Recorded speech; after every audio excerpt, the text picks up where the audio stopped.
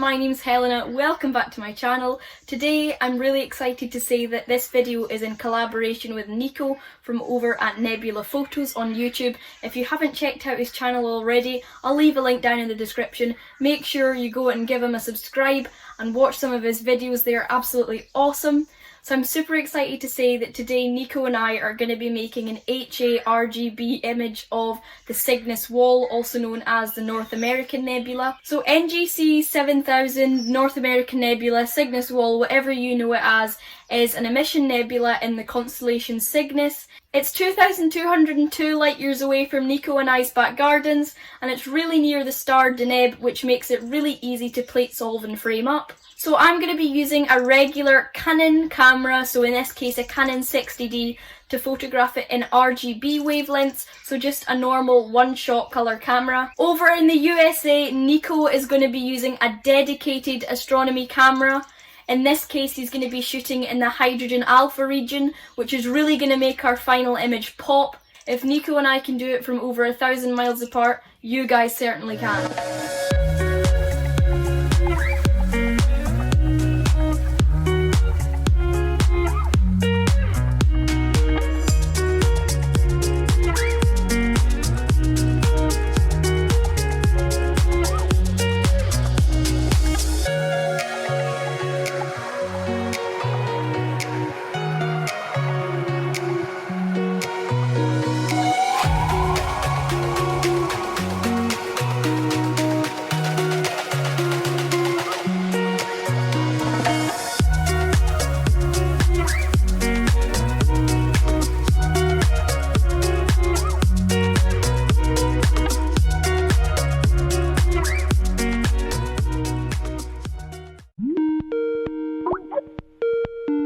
Hi Nico! Hi Helena. So this is Nico from Nebula Photos. Helena reached out to me to start this cool collaboration we're going to do in June, and I'll let Helena describe it a little bit. So basically what Nico and I are going to do is we're going to create an HaRGB image of the Cygnus wall in the North American Nebula. So Nico's going to be shooting it in HA, am I right in saying that, with your dedicated astronomy camera through your 5nm filter. And I am going to be shooting it with my stock Canon 60D DSLR, and I'm going to be capturing RGB, and then we're going to be going through the editing process as well. Yeah, I think it will look really cool.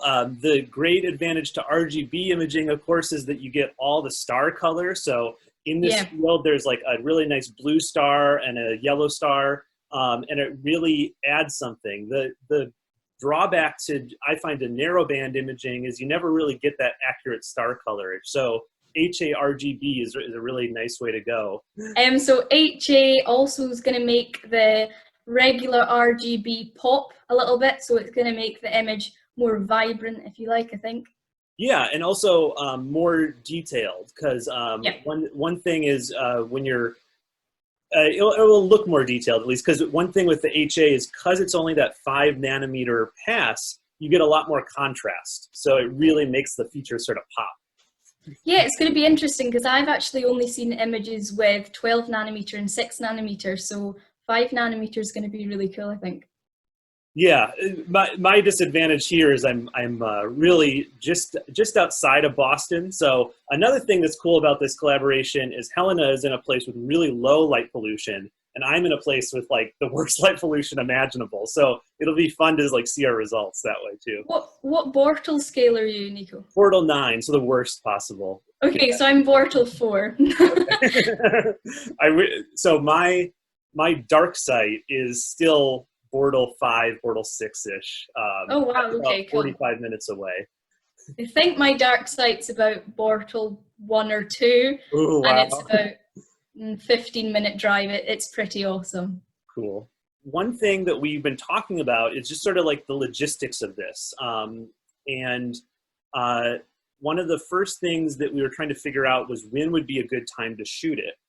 Because we started talking about this in like early May, and for both of our locations, it looked like the first like sort of opportunity might be the new moon period in June. So I'm going to share my screen here. I think we said it was around the 15th to the 25th of June. Yep, that's right. And awesome. So this is a program or a website that I use. It is free. It's like donation supported. It's called telescopius.com. And you can like plug in your location. So my location here is Somerville. And then you tell it what object you want to shoot. And the thing that I really like over here, oh, and then I also sort of changed the date here to like about when we're going to shoot it. And the thing I like over on the right-hand side is at different times, you can see how high the object is. So for most places, if your object is getting up to like 55 or 60 degrees, that's going to pass the tree line in most places. Even if you're sort of surrounded by trees, once you're getting up to like 60, 70 degrees, it's going to be high enough that you can definitely shoot it.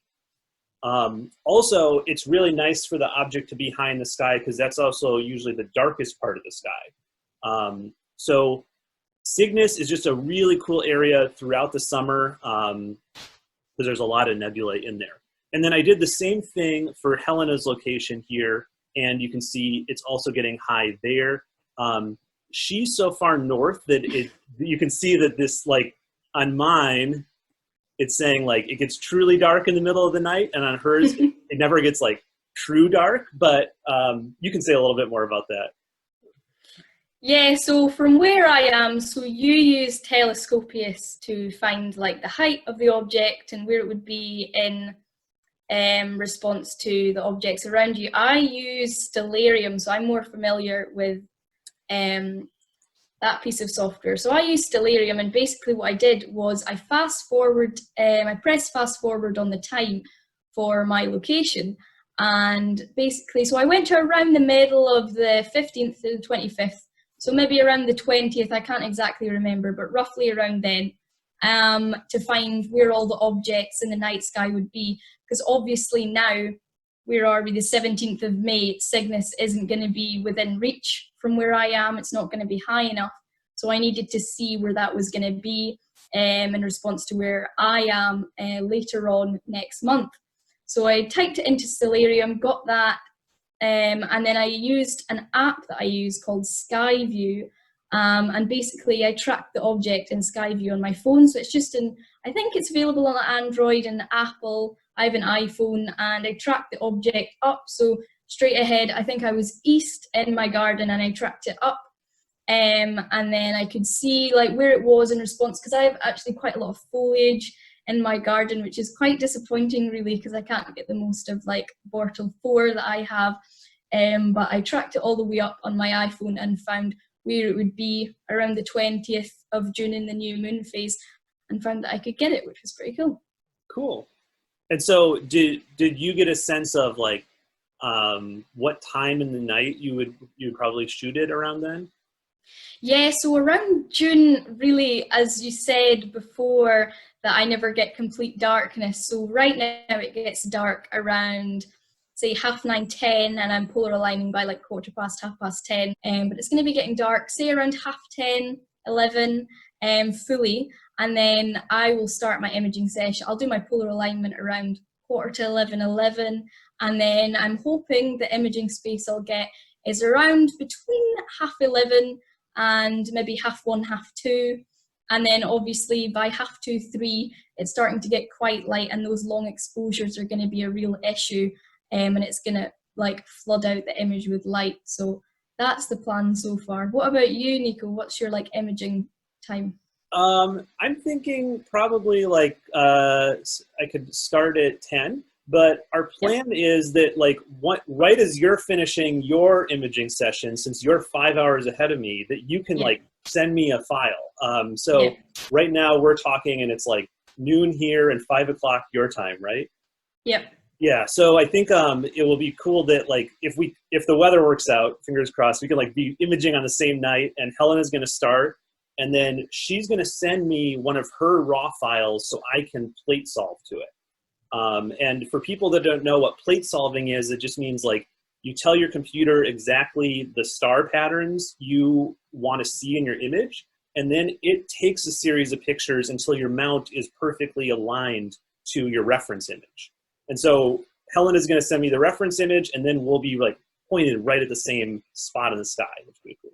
And so for me to get my reference image, what I normally do is I use Lyrium again, and I plug in personalized coordinates for my area and deck, and I put them into Pointcraft in Astrophotography tool, and I blind solve. So I take a photo in the home position, and that software will calculate the difference between the coordinates of the park position, and then it will also calculate the difference that it needs to make to get to the target. So then it will slew directly to NGC 7000, and I'll frame up, and there's two really nice stars, one on the left and one on the right, which I can do my focusing on pretty nicely, I reckon.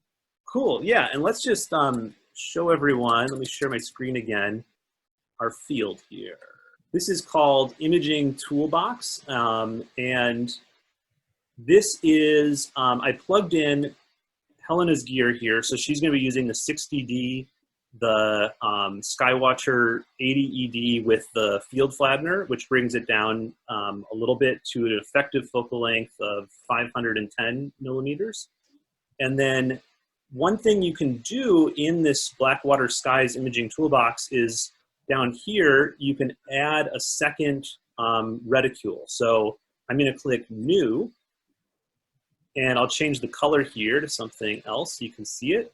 And so I now have this new reticule that's pink, and I'm going to change this to my camera that I'm going to be using, the ZWO ASI 1600, and I'm using a telescope that's 464 focal length with 86 millimeter aperture.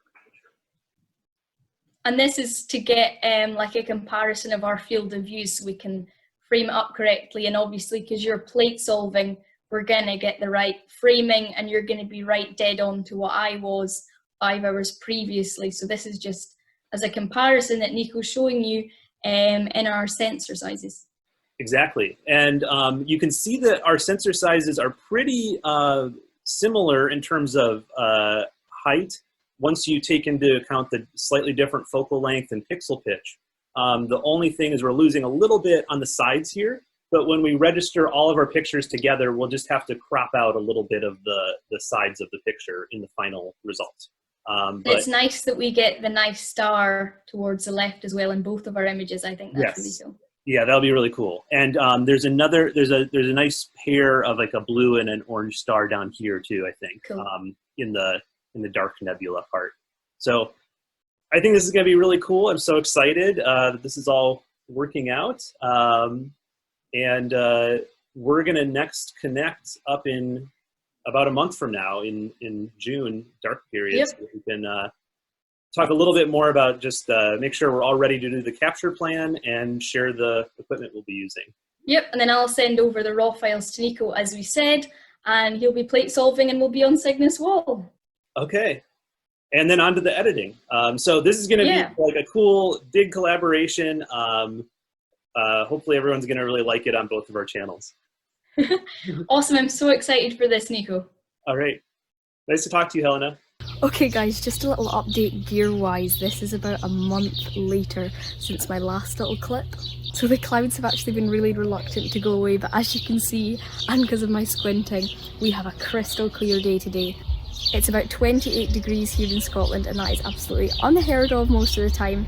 So you'll notice a little bit of equipment that I've acquired here. This is a ZWO mini guide scope and the 120mm monochrome guide camera. So obviously you guys will be wondering why I'm not using the Lodestar for guiding, and this is because of its pixel size. I couldn't reach focus with it, and two, its pixel size is optimised for off-axis guiding, and that nice big sensor to collect a path of light that's coming in through the telescope as opposed to a guide scope.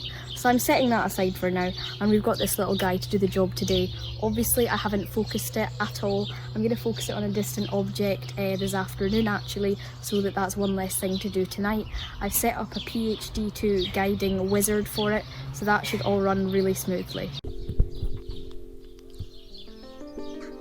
Right, so what we're looking at here is the APT interface, and to load a reference image, so I'm using Nico's for example, we want to go into gear actually, and we want to go into Pointcraft, which is the plate solving setting in Astrophotography tool.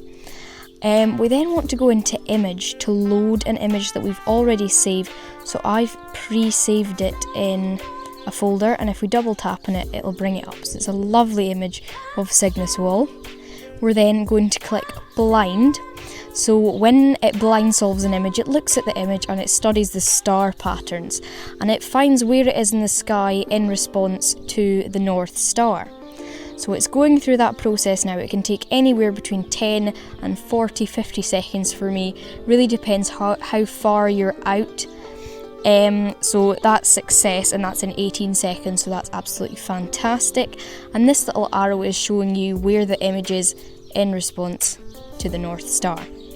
So we're then going to go down to the bottom box, which is called Center Field of View at Position, and these little two arrows saying solved, we're just going to click solved. And you can see that these coordinates of the solved image that we've just done and these coordinates are the same. So when we connect our telescope and click go to ++, it's going to slew roughly to the chosen area and try and centre it where this red dot is. And it'll keep taking photos and keep centering and adjusting, really making minor adjustments now until it's centred. And it's a really nice way to slew to fainter targets. And also plate solving is really nice for composition, so bringing up your deep sky object and plugging in some personalised coordinates that you've pre-done or an image is a really nice way to frame up your target and get a great night of imaging. Okay guys, so it's been quite a long night of trial and error. I am guiding with the new guide scope, which is awesome. I'm guiding for the first time. As you can see, the graph is clean and I'm just starting to see the full potential of the EQ6R Pro. Honestly, it's blowing my mind at the moment. I haven't had any problems. All I had to do was up my calibration steps. It wasn't getting enough time to centre the star in PhD2, so that was my issue, and that's all running smoothly. So I didn't get a lot of time to film because I wanted to concentrate on getting data. But what I was doing was I slewed to Deneb and I did a focus on Deneb with the Batonov mask, locked my focus and went to Cygnus wall. Hopefully, fingers crossed, the subs are going to come through and they're all going to be a-okay. I'll catch up with you guys when we are editing the final photo with Nico. I'm just going to send over one of my raw files now. So let's jump into Photoshop. Why don't you share your screen, Helena? Awesome, I'll just do that now. Cool. Okay, so let's go ahead and add in and combine our two pictures.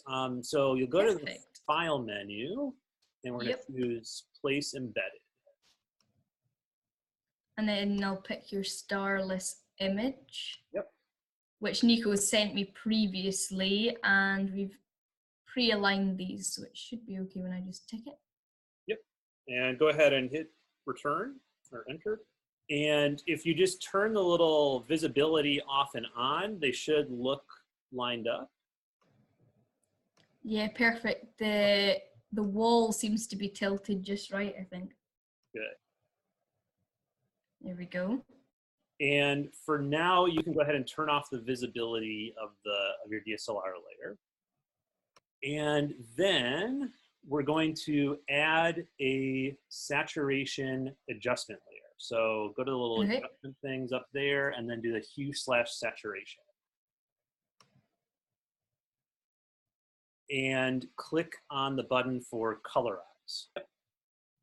Click that. Cool. And then drag the hue all the way over to the left to turn it red.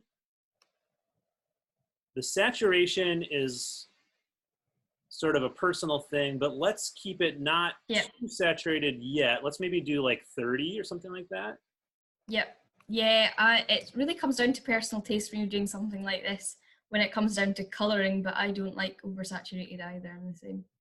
And then let's drop down the lightness just a little bit. So that it doesn't get too blown out. So maybe drop it down to like -10. Go ahead and turn the DSLR layer back on. Sure. And click on it. And with that layer selected, where it says normal, let's change that to screen. There we go. Whoa. Okay, so that's our first combination, and with the screen blending mode only, it makes a really bright image. as like just a basic edit, I think, or a basic combination, this is really all you have to do to combine DSLR and HA is just like what we did was we colorized the HA to red, and then we added the RGB on top and blended it in with these Photoshop's layer blending modes. But it's a little bit bright still, I think. So now we could add a curves layer on top. Yep, because you want to be careful when you're editing not to blow out the bright points. You can get carried away with wanting to see all that nebula, but then you've really got to consider stars as well. Exactly, yep. And so with this, we can just sort of do it again to taste, but I'm gonna maybe reset my black point a little bit just by sort of dragging in that little point all the way over to the left, down at the bottom corner. Oh, yeah, yeah. Yeah, just drag that a little bit to the right. You can also, with this curves, you know, try a little bit to boost the contrast even more with like a little shallow S curve or something. So yeah. Just put a couple points in and just sort of move them. Again, when you're doing this, you want to really be careful and concentrate on those stars. Yep. After this, it's really just, well, cropping, of course, because we have all this stuff along the edges. It's registration artifact. But then after cropping, just like final touches, you know, like boosting saturation or sharpening things or that kind of stuff. So so let's go ahead and crop. There we go. Yeah, I think that looks pretty good. What do you think? I think it's straightened okay, but that can always be seen to later on. Yeah, I think it's looking pretty good.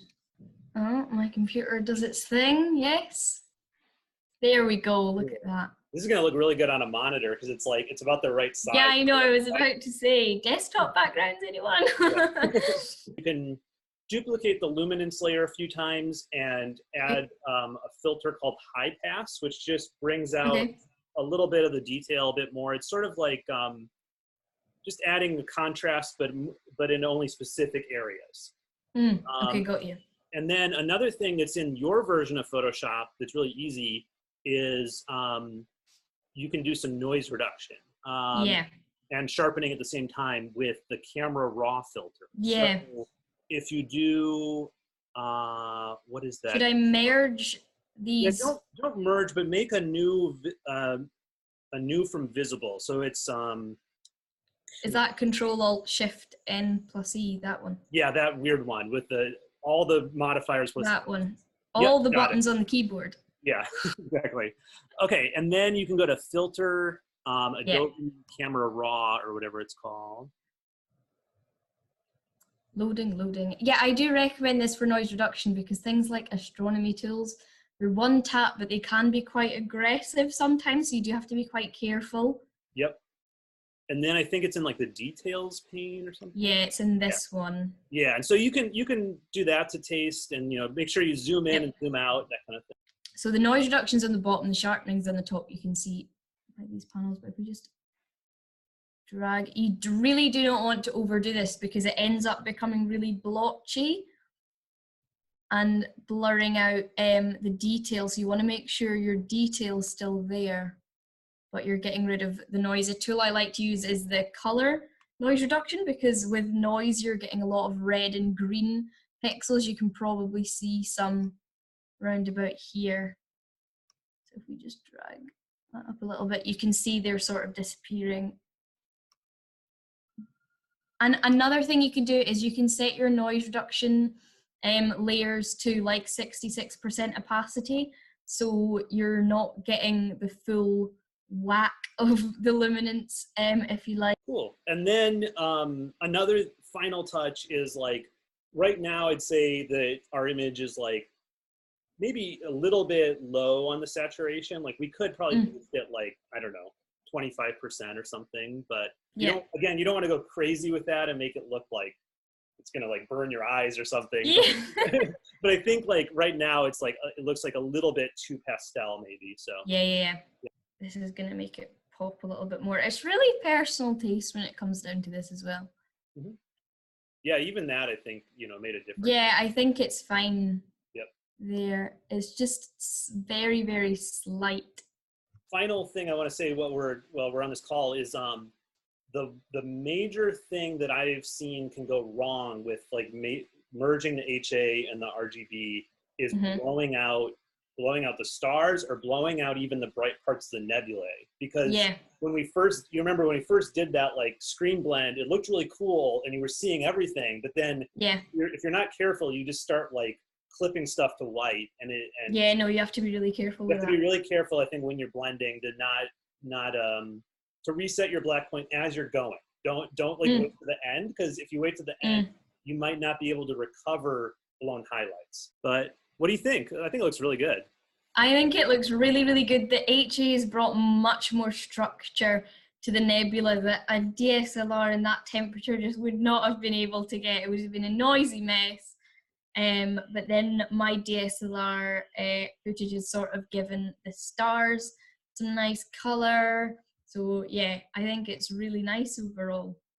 And if I had tried to shoot the RGB, you know, it wouldn't have looked as good because I was under a Bortle 9 sky. It would have taken many nights to actually get any star color. So this, you know, this was really the best of both worlds in that sense too, because you were able to shoot the RGB under a darker sky.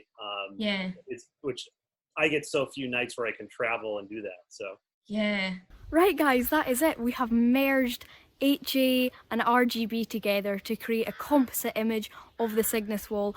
I had an absolute blast. I cannot tell you how much fun it was. So this was my first collab, but it wasn't just my first collab, it was also my first combination of different image channels, so combining HA with RGB, combining dedicated astro camera with DSLR. It was a first for me in a lot of things. I learned a bunch of new editing techniques that I can show off to you guys in future images, and I can't thank Nico enough for that. That is my cat shaking the tripod. Nico, thank you so much for the awesome experience you've given me. I really hope you enjoyed working with me as much as I did with you. It's definitely not the last from us, guys. Stay tuned. I'd love to do something with Nico again. We've already started talking about it. Thank you guys so much for watching. I'll see you in the next one, but until then, happy stargazing, stay safe, and clear skies.